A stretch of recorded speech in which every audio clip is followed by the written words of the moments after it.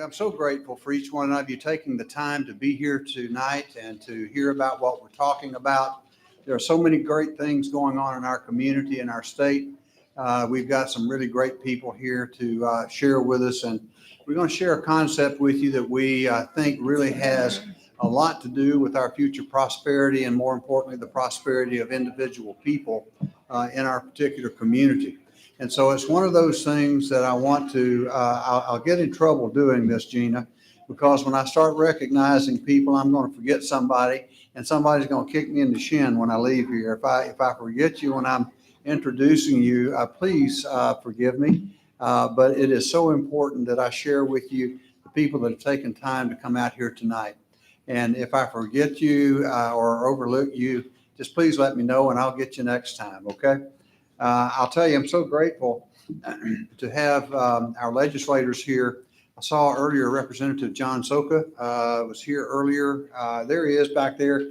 John, stand up and be recognized. And also Representative Diane Wheatley. Diane, if you would stand up.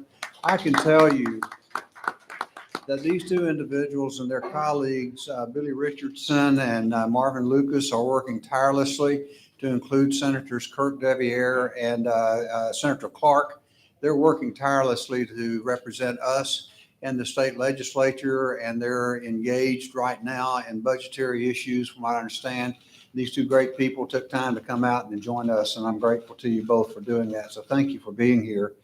Cumberland County, those are other great people that we have here. I saw one of them out there. I was worried, Glenn Adams, that you were going to break out in a trot there for a while. I saw him doing exercise around our parking lot when I drove up here.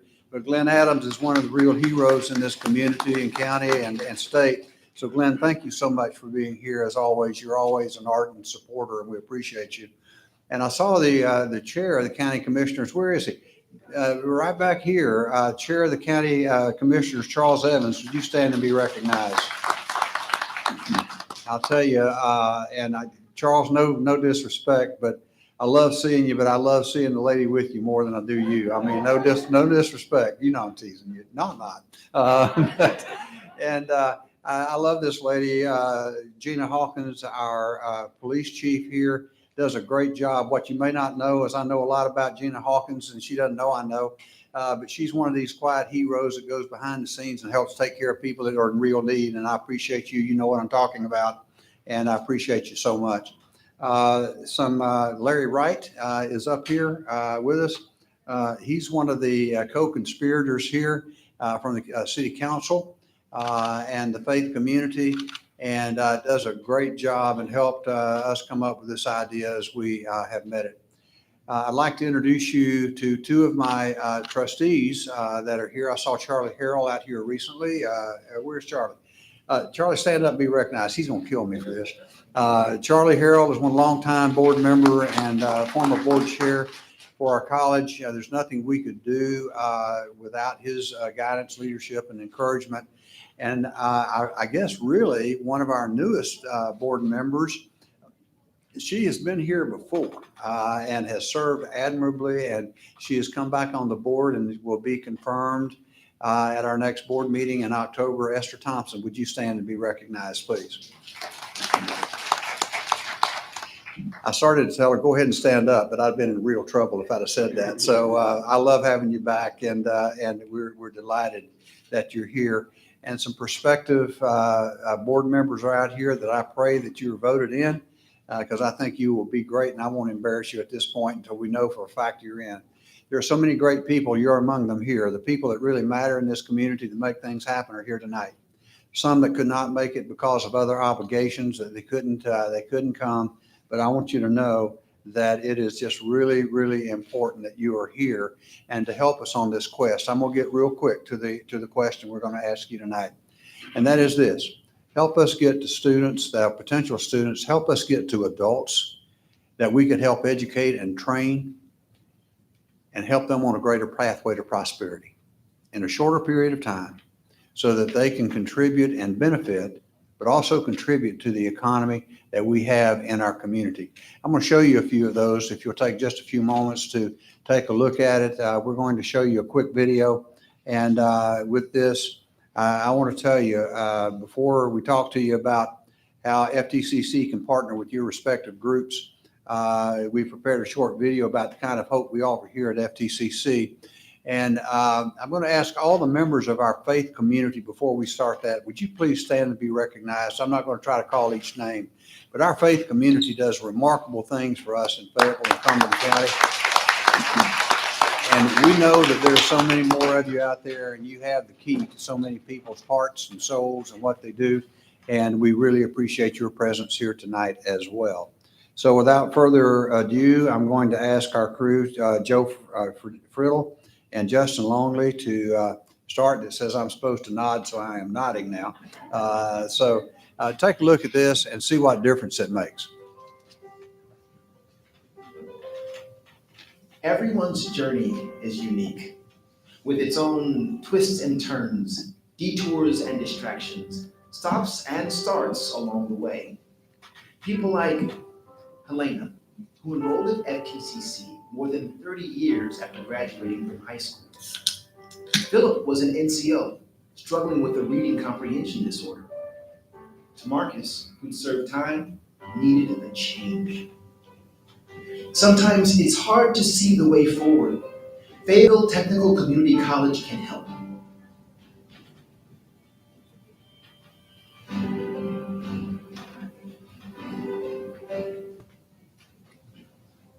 From a young age, I was into computers and chose to study cybersecurity because family members in the industry steered me down that path. I was a member of the AOIT program in high school and enrolled in the Fayetteville Tech's High School Connections program. Because of that experience and expertise of the college's IT program, I knew I wanted to continue my education here at FTCC.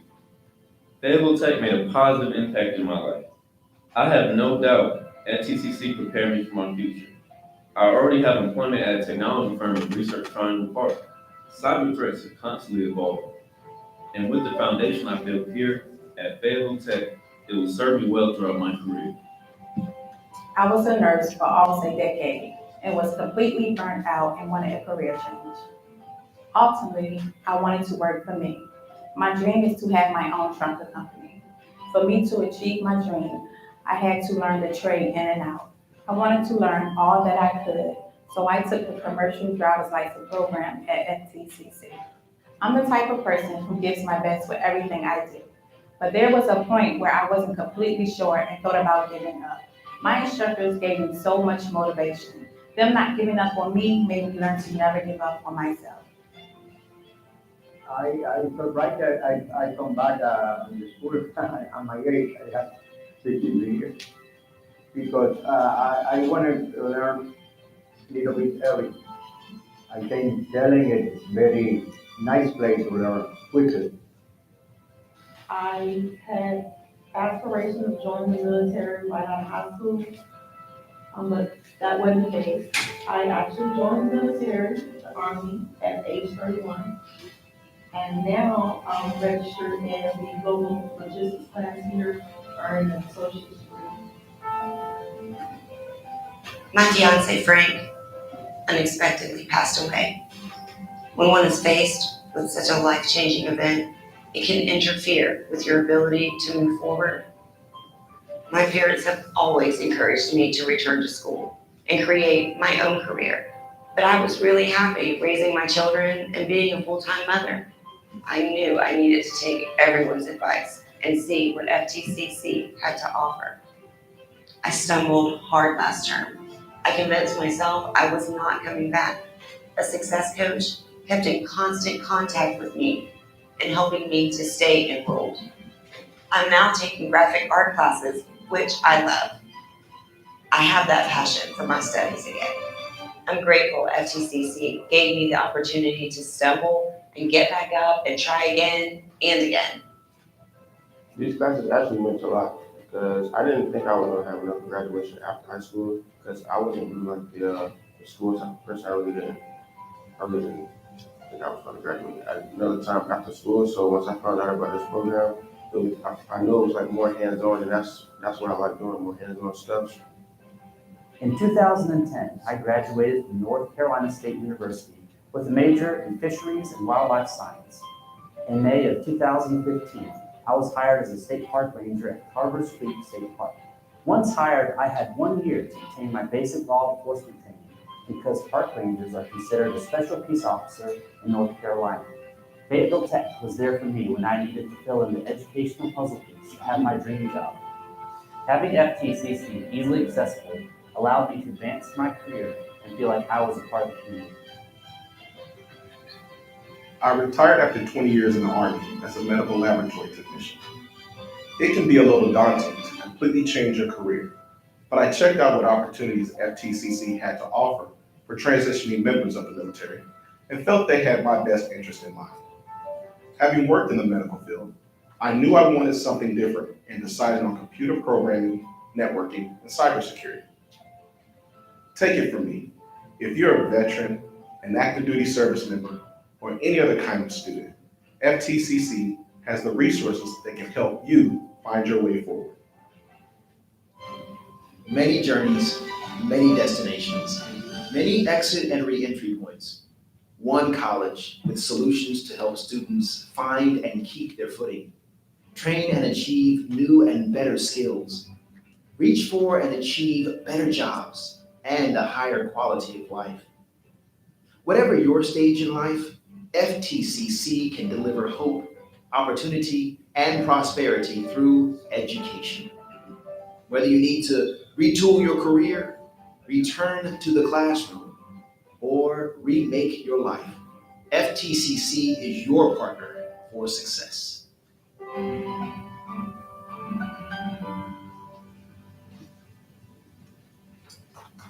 You know, I think one of the great things that we have an opportunity to do together is the fact that we can make a difference in the lives of people just like you just saw. Every one of us do it in our own way. We do it in different capacities, different jobs and so forth, but we do it and we matter. I'm looking at one of my friends over there, Dan Diedrich, who is on our foundation. Dan, I forgot to recognize you a while ago, and a longtime businessman, subsequently retired. But he told me years ago, he said, we're all in this together. And quite frankly, we are. Gina Hawkins, what you do day in and day in terms of crime control and all the things that you do matters. The business owners that are represented in this room do the same things. The politicians that are in this room do the same things. Elena Ball has challenged me to climb one of those poles. I'm not sure I'm going to take her up on it. My wife would kill me. But and then Freddie Johnson, you're sitting out there, one of these great public servants. Freddie, would you stand and be recognized as well? We started something that John Soka and Diane Wheatley and the legislative delegation are helping us do, and to include certainly Glenn Adams and Charles Evans. The idea that we started that fire rescue and emergency preparedness unit, they're trying to help us extend that even further. And they are doing a yeoman's job of that and helping us do things for the people of this community. So you see, the things that we do really matter, and they matter for real people doing real things in real time. And that's why we're all here tonight. So one of the things something came out this morning that I want to share with you. We contract every few years with outside organizations to take a look and answer the so what question. So what difference does FTCC make? That's an important question because our state invests in us, we invest in, the county invests in us, students invest in themselves, the federal government invests in us. So what difference does it make? I'll tell you just a few little statements, then I'm going to introduce the next speaker to share with you what we're doing. It influences both the lives of students and the county economy. That's one of the statements that they made. This is a worldwide organization that does this work. The study measures the economic impacts of FTCC on the business community and the benefits the college generates in return for the investments made by its key stakeholder groups, that being students, taxpayers, and society at large. So we did an economic analysis, we did an investment analysis to answer the so what question. I will tell you that, and I'm going to just give you a few quick notes here. On our operations spending in Cumberland County was $84.1 million. That's the spending impact. $12.5 million bought by the students that come here each year buying the products and services of this community. $367.7 million, our alumni impact that continue to go out there and win jobs and start businesses and do things and serving its fellow man and women. $464.3 million total impact, and that supports 7,479 jobs. So those things matter. I'll tell you one of the other things that I'm so proud of. We know that about $8,100 in an additional income comes to somebody with an associate degree, and it can really be greater than that, depending on what they do. So $8,100 over someone who had just a high school diploma. And there are certain certificates and so forth that can be dramatically higher than that. So the point being is that we matter, we know we do, and we see it every single day because we see the sons and daughters that this assembly brings to us day in and day out, and we serve their needs. One of the things that I will tell you that the total benefits to society as measured, this is a serious economic analysis group, $2.2 billion over time. That's significant. And what does that really mean, though? It doesn't mean anything if we don't help students pursue their passion, pursue their careers, do the things that will fill the jobs that are wanting, and at the same time put them on a pathway to individual prosperity. We work with students that will matriculate to us from high school all the time. We do it every single day. What we're really trying to push now, we've always done well on this, but we need to do a lot better as a county, as a state, as a nation. And that's getting the ones who are about 25 to 44 years of age back in class. It would scare you to death to know how many people in our county have some college but no degree. Some education but no degree. It's kind of like running a race and stopping before you get to the finish line. It's our job to help them get to the finish line. And when they get to the finish line, what that means for them and their respective families, not to mention those that observe what they do, it gives them an opportunity to go on and be the examples that they need to be. And then, by the way, that next generation and that next generation and that next generation that comes along can benefit from the same things, but it's got to start somewhere. That's why we're here tonight. We've already done a lot for a lot of people. I get to shake every hand that comes across the stage typically. When they graduate, I see the impact that it has on those individual people and their families. The truth of the matter is we need to do it in far greater scale than what we're doing right now. So I'm going to introduce to you a guy that's been here for about 3 years. I've worked with him. I'll be in North Carolina almost 20 years. Goodness gracious, almost 20 years next year. And so, well, it will be 20 years next year. And I think Mark Charles is one of the first people I met when I came here. And we've worked on all kinds of things together. He may tell you a little bit about them, but the hands behind things in biotechnology in the state of North Carolina and advanced manufacturing and aviation science, among other things, we worked on that together. And so the point being, when I had an opportunity to ask him to come join us and bring his expertise, he has done so. He is doing a fabulous job in helping us. He has a passion for the very students, men, women, and children that exist in our county and our community. And I'm going to ask him to come forward at this point and share with you very quickly about what we're trying to do. We are trying to get the adult learner, go ahead, come on up, Mark. We're trying to get the adult learner more educated, more prepared, so that they can fill the jobs that you have, to pursue the educations, to pursue the careers, to pursue the lifestyles and the prosperity that they so richly deserve. Without further ado, Dr. Mark Charles. Thank you, Dr. Keene. A couple of things that I want to mention. This is really about a life passion for me. I've spent 35 years of my life working across North Carolina in some of the most economically challenged corners of the state. And it's been a pleasure to do it. But I will tell you that education matters. And education is the key to upward social and economic mobility. A statistic that really sticks in my mind, and I was born in the mountains of Western North Carolina. Born to parents that came from farming community.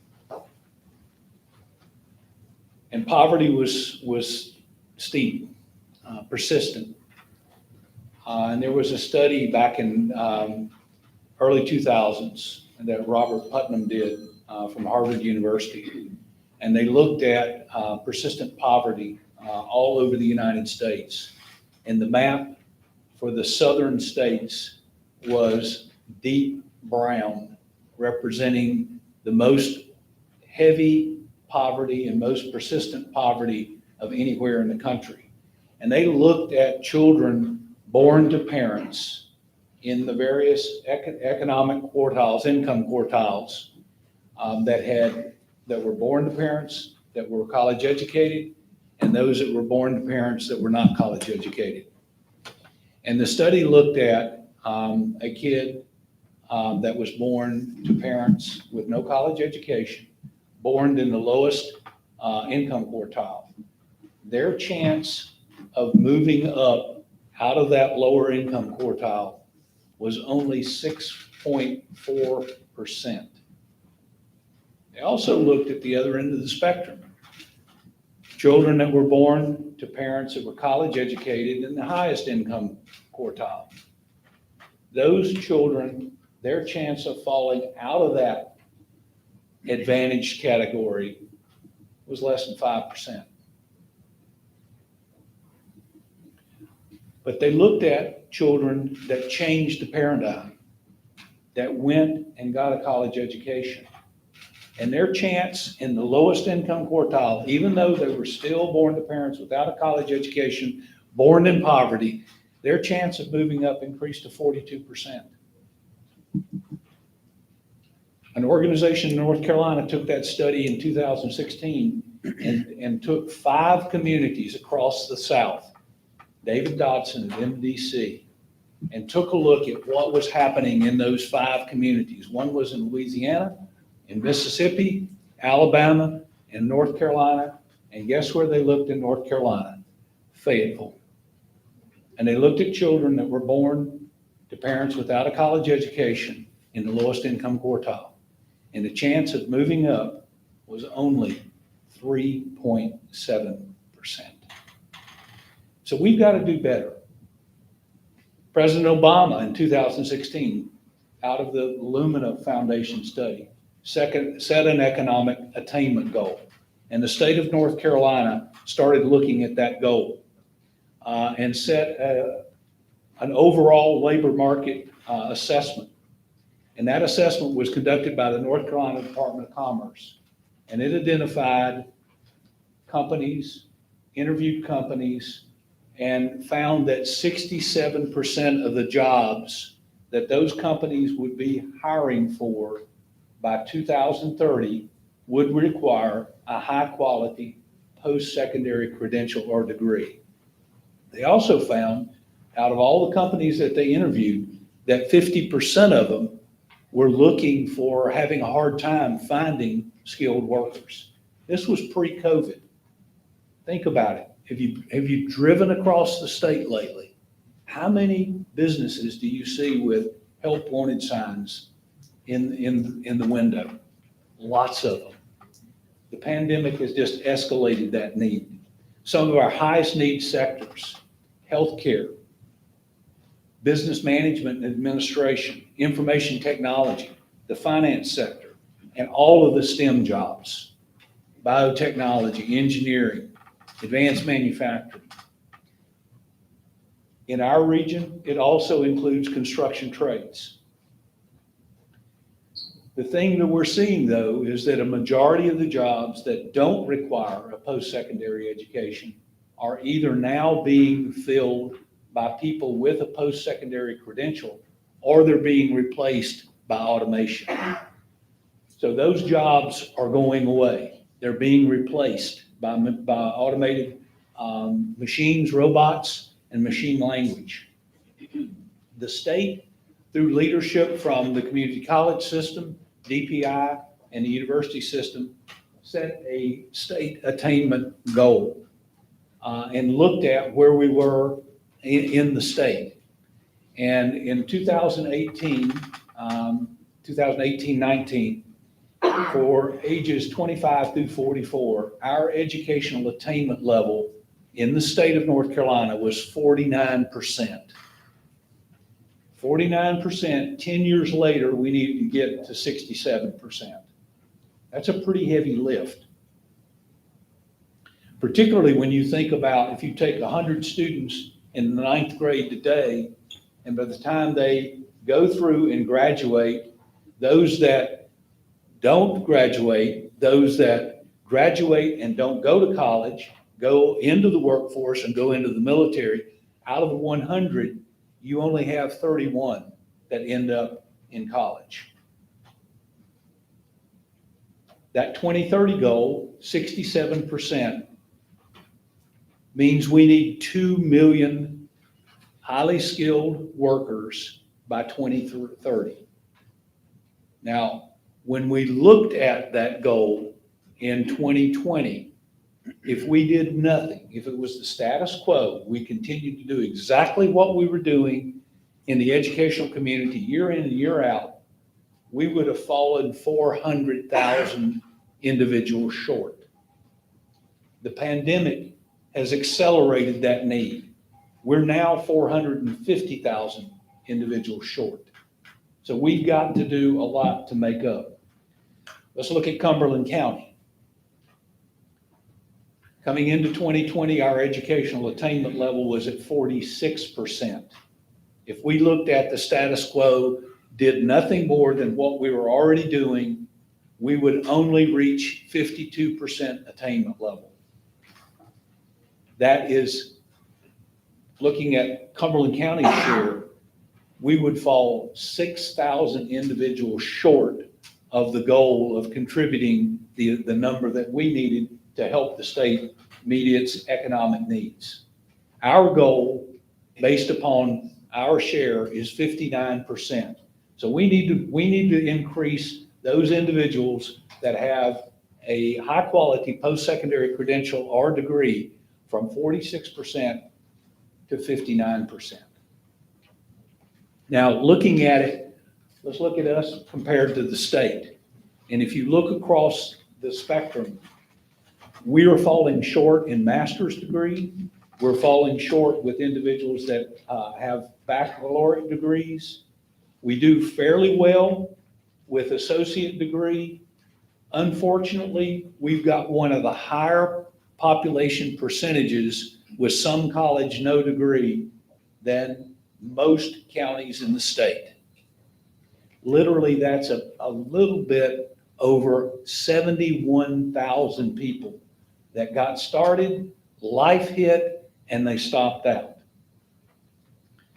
For those with a high school diploma, we're 1% short compared to the state, and we have more people with less than a high school diploma than compared to the state. So what are we going to do about it? Well, one of the things that Fayetteville Tech has been doing is working behind the scenes to try to make a difference. And one of the efforts that we've put together with the help of the Cumberland Community Foundation, who provided $250,000 over 5 years, is to put together a Cumberland County Educational Attainment Collaborative. And that group consists of Cumberland County Schools, Cumberland County Workforce Center, Fayetteville State University, Methodist University, and the Partnership for Children. We are meeting on a monthly basis to work toward the metrics that are set out for Cumberland County and contribute our share toward that goal. And that is reaching a 59% educational attainment level. We've got some resources. It's limited to $50,000 a year, but we've come up with a set of strategic initiatives, and we'll be working toward some initiatives that we will be undertaking to move children up, get them college ready, get their FAFSA completed so that they will be eligible for the financial resources that they need to go to college, as well as help retain them so that they can complete and achieve their educational and personal goals and have a good job. The other thing we're doing, recently we got invited by the John M. Belk Foundation with 4 other pilot colleges to enter into and target adult learners. Those individuals that had started college, but for whatever reason stopped out. We were challenged by the John M. Belk Endowment to look back 5 years and see the number of students that had started but had not completed. There were 5,800 students that had stopped out that we were able to identify. Dr. Keene wasn't satisfied with the 5-year list. He said, I want to see what the number is for 10 years. And we looked at 10 years and it was over 15,000 students that had stopped out. Some had moved away. Some were military that had got transferred to other places. Others were still here. With the help of the John M. Belk Foundation, they contracted with 2 firms, one a branding firm, marketing and branding firm, and one is a prospecting firm, to help us go through that list and identify students who would express some interest in potentially coming back. One of the things we did, and it was a great blessing that we looked at the 10-year group, because we found in that group 185 individuals that had stopped out but had earned enough credits to go ahead and graduate either with an associate's degree, a certificate, or a diploma. And we issued 248 degrees on the spot to those individuals and graduated them. We also went through and identified through the branding campaign and through the prospecting an additional 397 students that we were able to re-enroll in the fall of 21. We didn't stop there. We found in the list another 365 people that had lost their financial aid.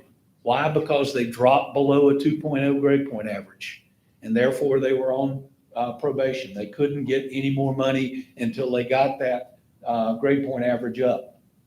John M. Belk Foundation came back and said, well, if you had $50,000, what would you do with it?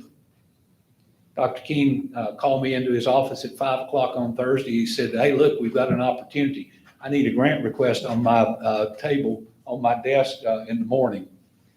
So Dr. Watson and I sat down and took a look at it, put something together, and we were able to use $50,000 from our resources to bring students back, pay tuition for them to take 2 to 3 classes that would allow them to reestablish their grade point average at a 2.0 or above. We had them agree that they would attend 80% of their classes, that they would meet weekly with a success coach, and that they would agree to go to tutoring weekly until they got a B average.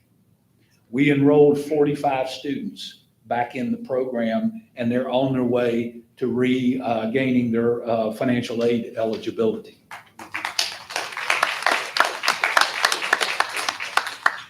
Another initiative that we started about a year ago, it's probably been 2 years since the inception, but at the Martin Luther King prayer breakfast, Dr. Washington came to me and said, you need to come down here. We've got some people that want to talk to you.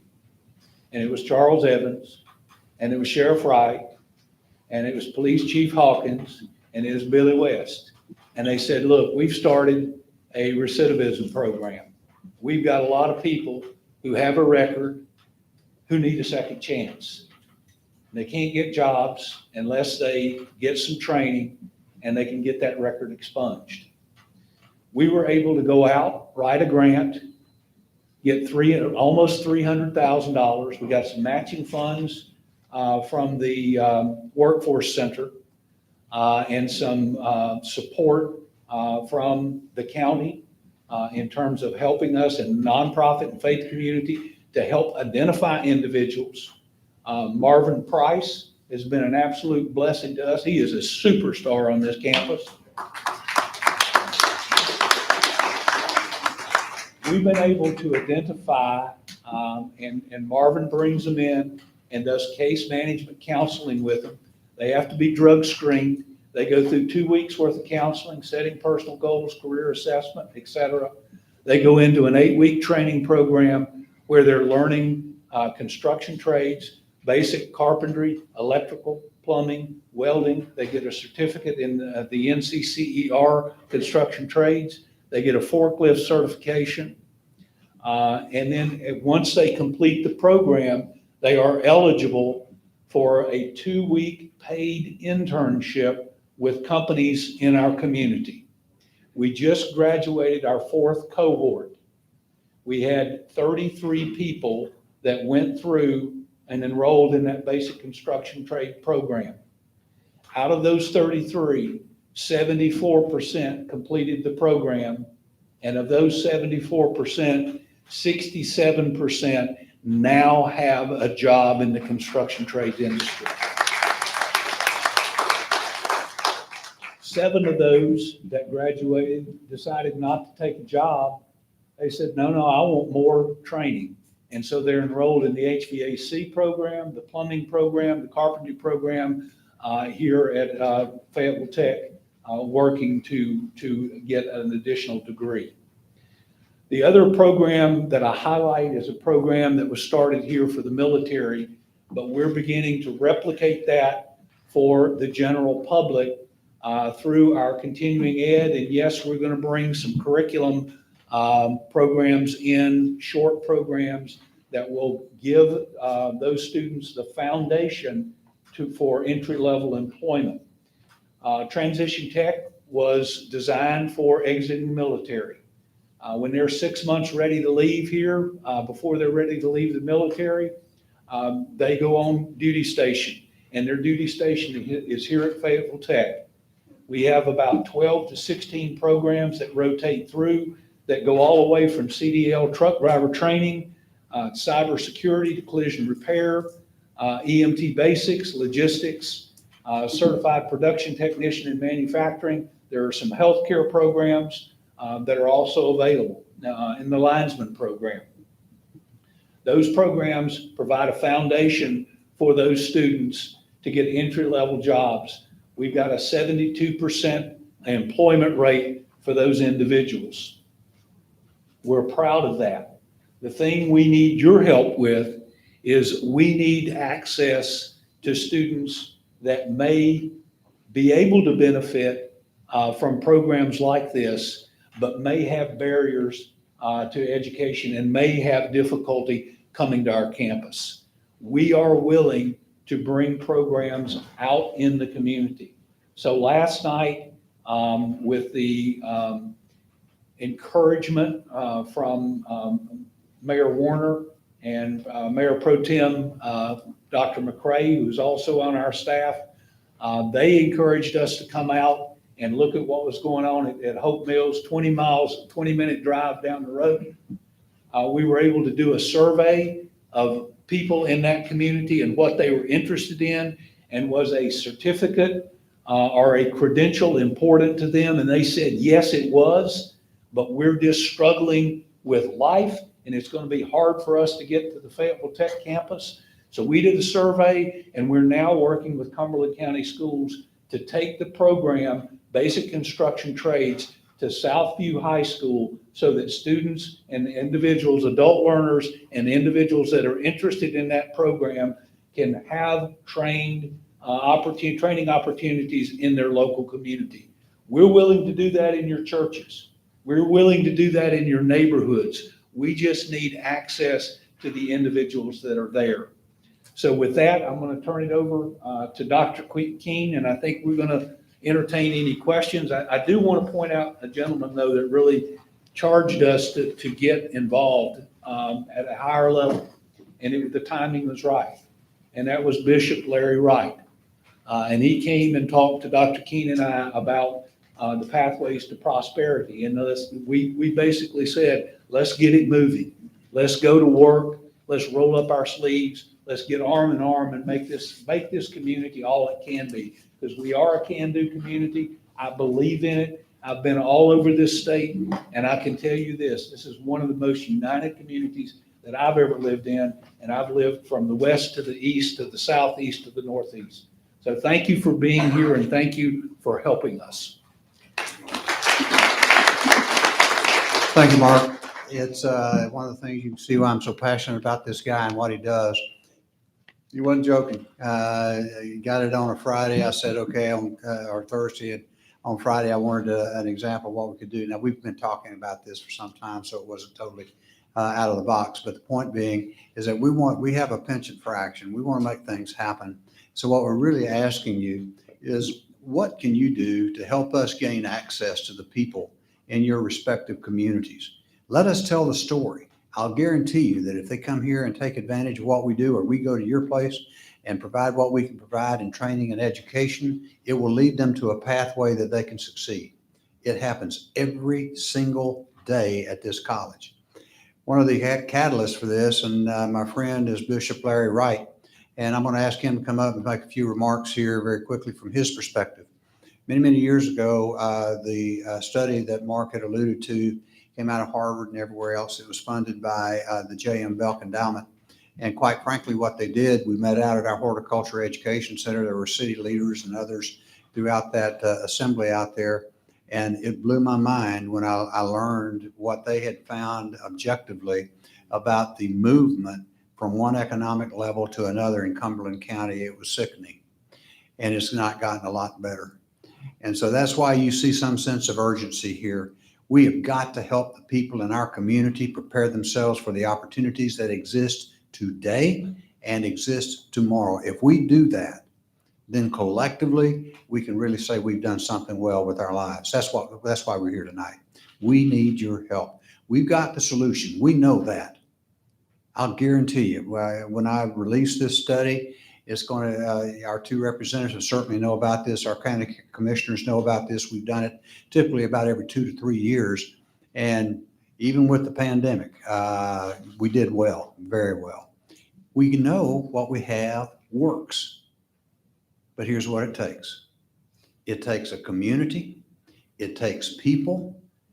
We spent $1.7 million for giving grants from the federal dollars that we got.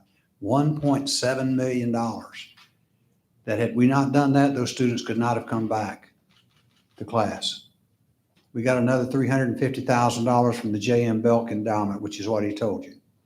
Why? To help people who could not have come back to come back.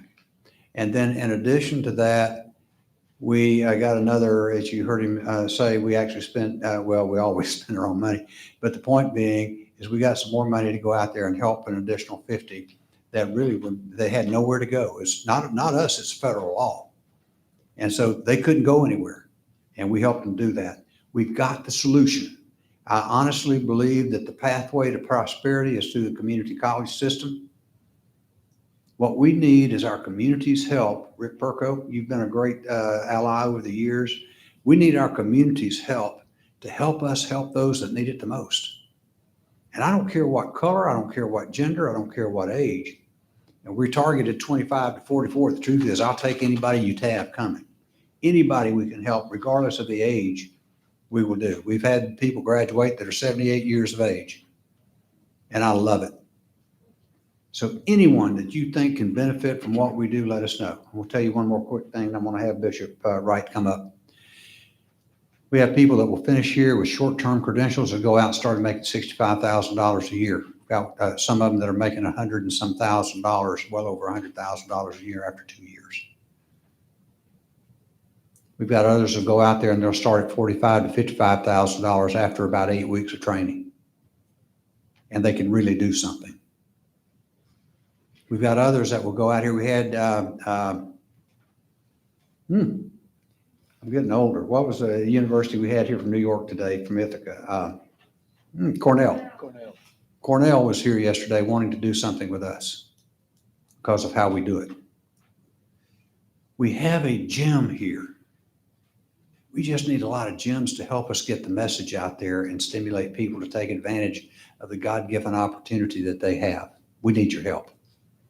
We can do it. We think we'll make you proud. We need your help. And with that, I'm going to introduce to you our great friend, Bishop Larry Wright.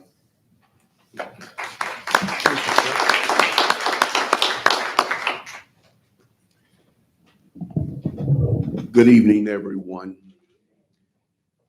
I tell you, everything has already been said. The video speaks for itself. Dr. King and Dr. Sorrell, there are actually gems in our community. At this point, I want the staff and everyone that works here at Fayetteville Technical Community College to stand. I want to recognize you. Let's give them a hand.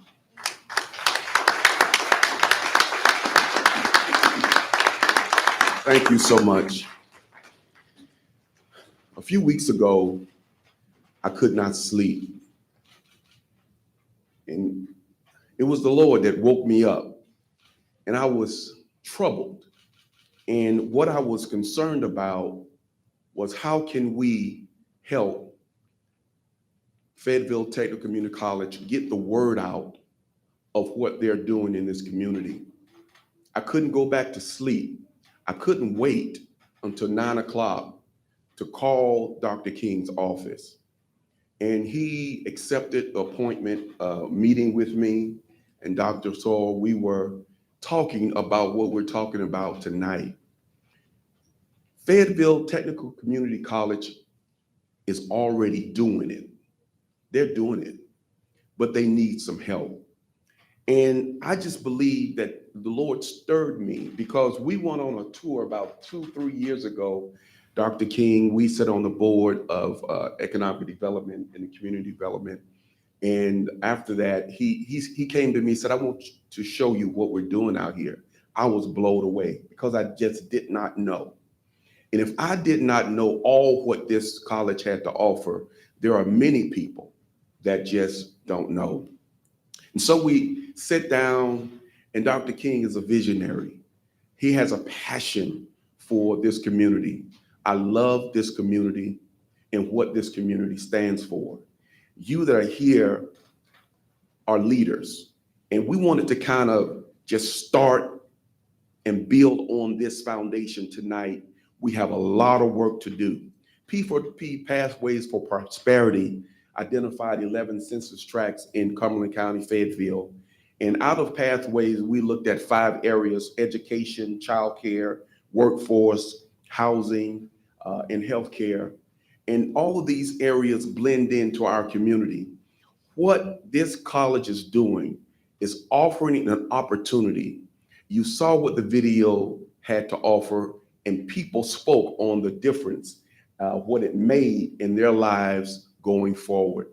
I challenge you tonight that let us reach the goal. They set the mark tonight. Let us reach that goal and go over the goal in getting people, elderly, middle-aged, and young, enrolled into these classes. It's okay to have hope. It's okay to dream. Let's not allow those dreams to die. There are many people waiting for this opportunity.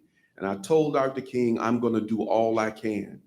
And I want to thank the elected officials that are here tonight that he acknowledged, also Chief Hawkins, because we are one community. We are the beloved community. We are one, and we functioning together in order to make it happen. Now, I'm a preacher. And so if I say some things that you know, lead over into the word, just know I won't take an offering tonight. And I'm going to hurry up because you're going to say, well, he along with the preacher, I ain't going to his church, so I am. But Jesus said, when I was hungry, you fed me not. When I was thirsty, you gave me no drink. When I was in prison, you did not visit me. And on and on. And they said, well, when did we do this to you? He said, when you did it to the least of these, you did it unto me. Poverty is not what some folk think poverty is. Homeless is not either, because some of us are just a couple of paychecks away from poverty or homelessness. And what this program is doing here is breathing life back into our community, jobs, housing, you know, quality of life. This is what elected officials work for. This is what educators work for. This is what our community needs. Commit with me tonight, commit with us tonight to tell everyone you can about the programs that are offered on this campus. And we assure you that if you do that and you get them on this campus, they will not be disappointed. Thank you for coming out tonight, and God bless you.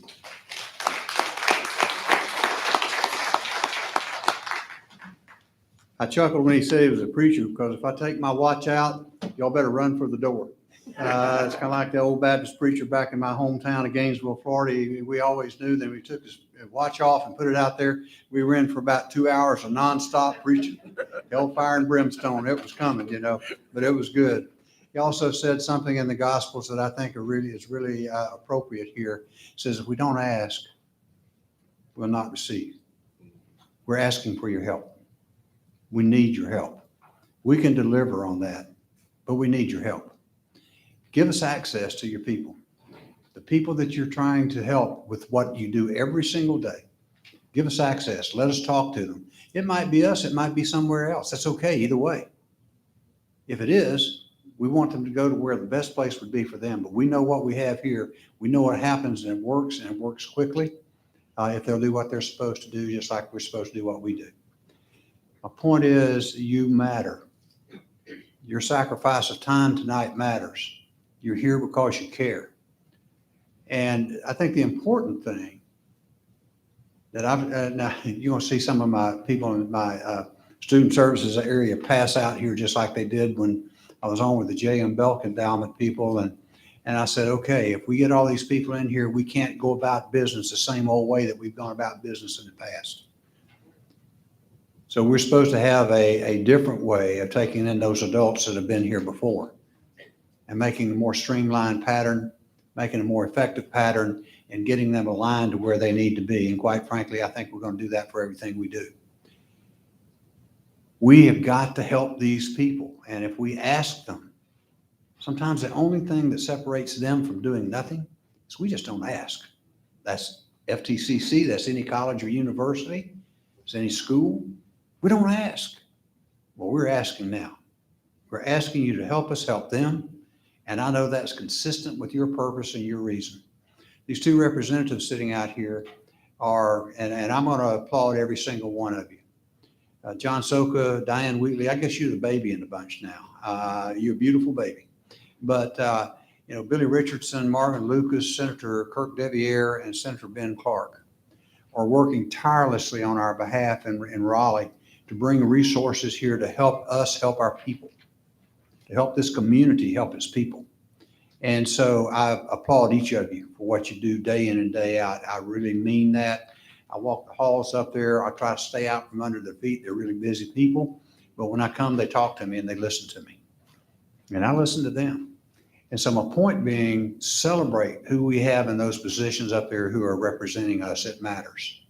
And especially this year, it matters. It's one of the greatest opportunities we have ever had as a community because of the leadership of these folks and others that are up there doing our work and trying to help us out. These county commissioners that are represented in this room, Mr. Evans and Mr. Adams, thank you so much for what you do. You see, you guys, you give, a lot of money to us to help us, keep the air conditioner or the heater on and keep these lights on and so forth. You're the guys to do that. And we're so grateful to you for all you do. And, when you have great people like the ones I've mentioned tonight, Freddie and Gina and Elena, and certainly, Councilman Wright and others, it takes all of us to make it happen. No one does it alone. It takes all of us. And it's so complex, there's so many moving parts on this thing that all of us doing the best of what we can do individually and then working in concert with each other and collaborating with each other, I'll guarantee you we'll win this battle. But the battle needs to be won now. Not 5 years from now, not 10 years from now, not 2 years from now. It needs to be won now. Some people don't have a year. Some people don't have 6 months. The point is, the sooner we can get to them to help them, the better off they're going to be. And that's what we're in this business for. That's what most of us do. If you have questions, feel free to come up and ask. We'll be up here for a while. We'll be able to answer any questions you have. And we are so grateful to each one of you for being here tonight. And I'm going to ask you to do something. I'm not going to ask for applause for us, but I'm going to ask you to applaud yourself for being here tonight and taking the time to care.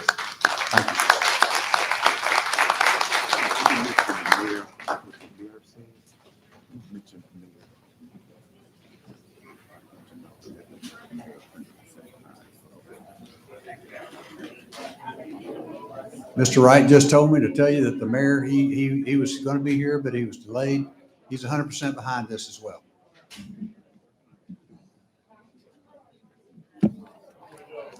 Dan, thank you.